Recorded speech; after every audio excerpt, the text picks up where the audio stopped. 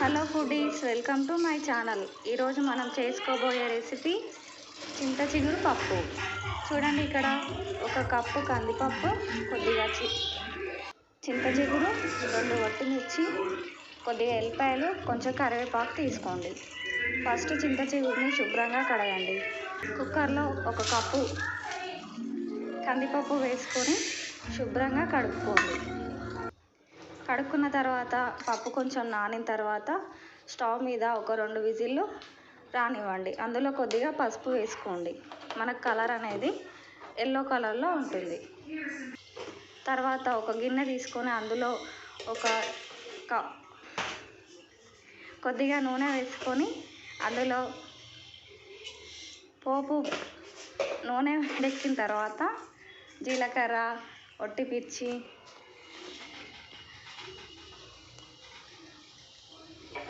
వేసుకోండి. తర్వాత కరివేపాకు వేసుకోండి.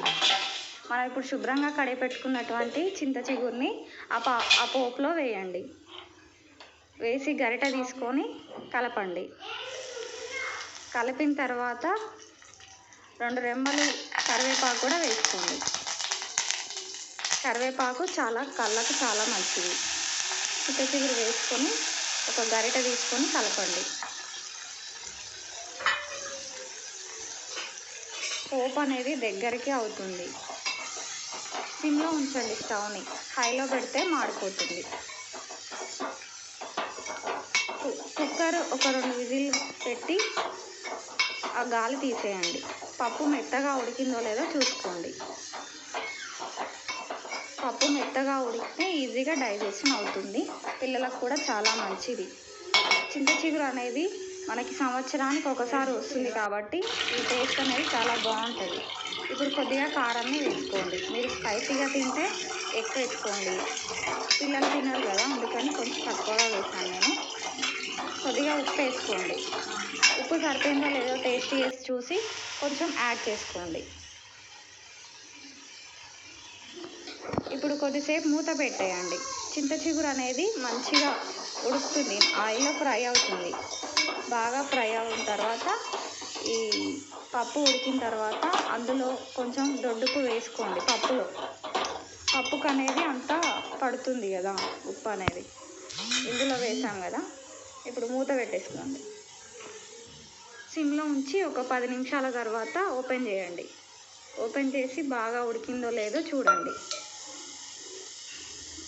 ఈ రెసిపీ అనేది చాలా బాగుంటుంది. మీరు కూడా ట్రై చేయండి. చూడండి, పప్పు విజిల్ అనేది ఒక 2 విజిల్ అయితే సరిపోతుంది. మెత్తగా ఆల్రెడీ పప్పు అనేది నానబెట్టేసాం కదా, ఒక 2 విజిల్లకి ఉడికిపోతుంది మెత్తగా. ఫ్రెండ్స్, చూసారు కదా, కుక్కర్ అనేది హై లెవెల్లో ఉంచండి.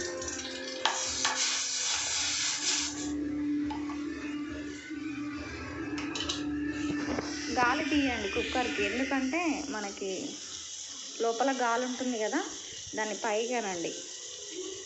కుక్కర్లో గాలంతా పోయిన తర్వాత మూత తీయండి, లేకుంటే పేలిపోతుంది. ఇప్పుడు పప్పు ఉడికిందో లేదో చూసుకున్న తర్వాత అందులో మనం ముందుగా ఫ్రై చేసి పెట్టుకున్నటువంటి ఈ చింత చిగురిని అందులో వేసి కలపండి. సమంగా అయ్యేటట్టు కలిపి అందులో కొద్దిగా వాటర్ యాడ్ చేయండి పప్పులో, లేదంటే టైట్గా ఉంటుంది. వాటర్ యాడ్ చేస్తే మనం లూజ్గా అవుతుంది. ఈ పప్పు అనేది చాలా టేస్టీగా ఉంటుంది. వేడివేడి అన్నంలోకి అయితే ఇంకా బాగుంటుంది. పిల్లలు మాత్రం ఇష్టంగా తింటారు. నా ఫేస్ వచ్చేటట్టు దిగకు. చూడండి ఫ్రెండ్స్, ఇలా ఉంది పప్పు అనేది. కారం సరిపోకుంటే కొంచెం యాడ్ చేసుకోండి. ఇదన్నీ తీసినదిరా, ఏమొచ్చిందిరా, మధ్యలో కట్ చేయరా.